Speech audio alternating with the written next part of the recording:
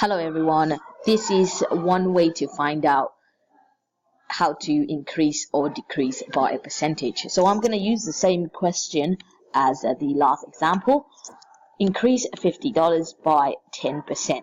But we're not going to be using the multiplier this time. We are going to be adding on or taking away. Have a look.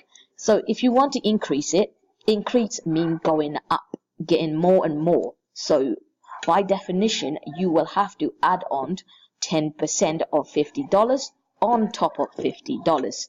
So first of all, you find 10% of $50, which is $5.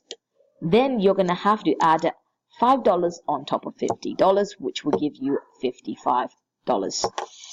And to decrease again means going down, getting less and less. So you are going to find again 10% of 50, which is $5.